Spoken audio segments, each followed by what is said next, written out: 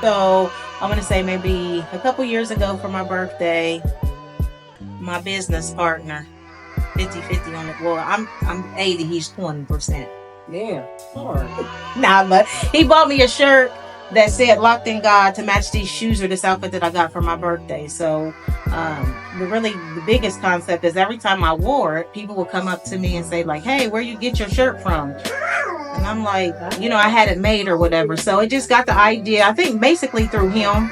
He's got all these businesses, or we have some businesses together, but really just click the light to kind of say, okay, well, let's take something with this. So the reason why he got the shirt is because in 2020 during COVID, I ended up getting my hair locked because I didn't want to go to the hairstylist and they was all closed and all that. So I got my hair locked.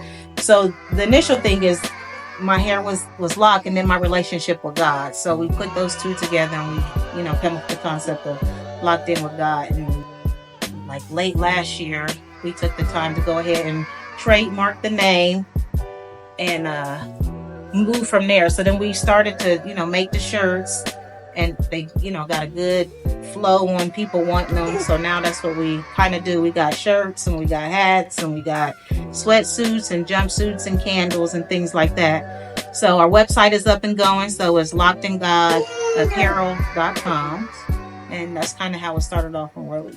Oh, she's a great, awesome person. I admire her so much. I'm the favorite.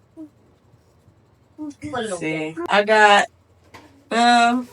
3 sisters from my mom and 3 brothers from your dad. 3 brothers from my dad. Why was I thinking it was more? Yeah, and 1 stepsister. Growing up in Springfield when I was younger, it was kind of great. It's kind of going down, but I have a lot of childhood memories from Springfield. I mean, we had a lot of stuff to do back when we were younger. We had youth center days. I mean, we had skating ring. We had the Olympics. We would go to the Davy Moore Park where it was a lot of people. Our family members would hang out and just all types of stuff that we could do. Like compared to now, a lot of candy stores, we could just have $1 and get a lot of stuff. BJ's. Yeah, BJ's. There's a lot of things that we could get into compared to now. But my childhood was great. Okay, so I'm related to Charisma, our mom's first sisters. Like she said, that we come from a large family. So I would say out of all my cousins, probably growing up, I was definitely the closest with her and her 3 sisters. It's the 4 of them. I'm Cabria. I'm born and raised in Springfield. I'm Jane Amos, and I'm from Springfield, Ohio. I'm Vincent A, and I'm also from Spain. How y'all doing, man? I'm Kawami Moss, Springfield, Ohio, born and raised, man. And, locked in with God. A little bit about Springfield, Ohio, man. You know what I mean? It's kind of tough growing up here, man. You see a lot of different things. Kind of grow up fast. Kind of have to elaborate and adapt to a lot of different things growing up. Kind of builds resiliency.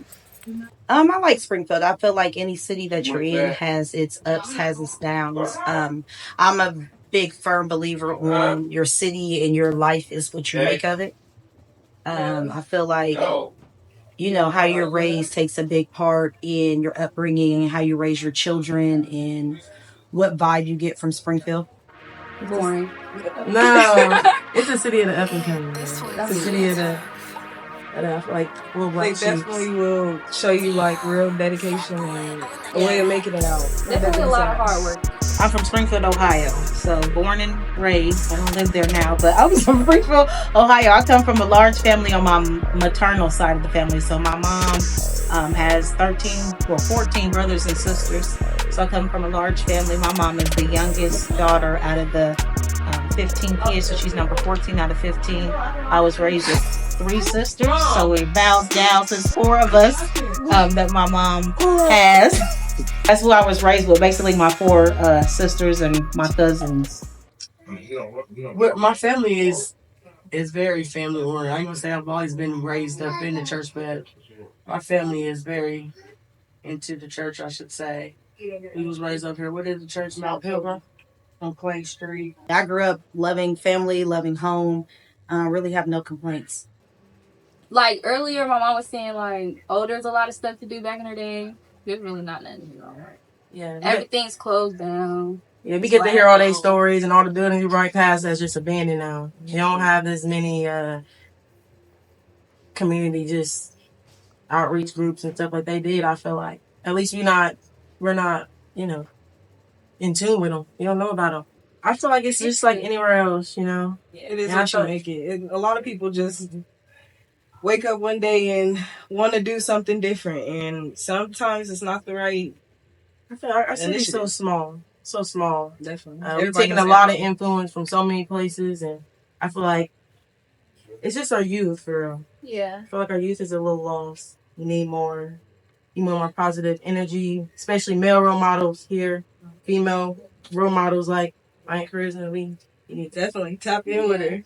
Locked in with God, man. That's kind of how you kind of make it through the inner city. A lot of things go through, a lot of trials, tribulations, a lot of losses, friends, family, just life in general. Locked in with God is how you kind of pursue everything, how you stay focused, get through everything, and just stay resilient. Well, when I very first got to see the slogan that my sister was doing, locked into God, I kind of took it as her reflection, how she's locked into the God, because she's a very person that's got good high faith. And when I seen that, that's what I thought into it. I really didn't really know that was because of her locks, and then her hair locking and her relationship with God. I just thought that I just know how deep my sister is and her personal relationship with the Lord is. She intensifies us to be that way too. So she has a good, strong faith. So that's what I thought this was all about when we first started, which it is, but I didn't really know the concept because it was from her hair. So that was kind of neat. I didn't know that. Locked in with God. Locked in. When I see locked in with God, it comes a different way. I do hair, so just your hair is your strength. God is strength. It's everything. Being locked in with God gets you in places that you ain't gonna get by yourself. So stay locked in. Live by that. Live by that. I think what she's doing is dope. I think it definitely fits her personality. She has a strong relationship with God. And then obviously as she's ventured into her lock journey. So I think it just makes sense. It's a powerful message. I think, she's sending the right signal. She's getting the word out there. Two things can be true. You can, be locked in with God, and you can be locked in obviously with your locks. I think it's dope. I think it's great. I feel like locked in with God means like you just have to have your own relationship, and everybody has their own time and journey, and everybody has to sit in that dark space, and you have to have your own time with Him. And once you figure that out, then you'll figure out that you can't do everything by yourself. You're not going to figure it out, and until you locked in with Him, then your life is probably just going to be a mess. So lock in with God, and it'll just lead you the way that you want to go. I think the first thing is just teaching them through God everything is possible. I think that's what this brand kind of represents, and I think also with kids, they kind of idolize people instead of idolizing God.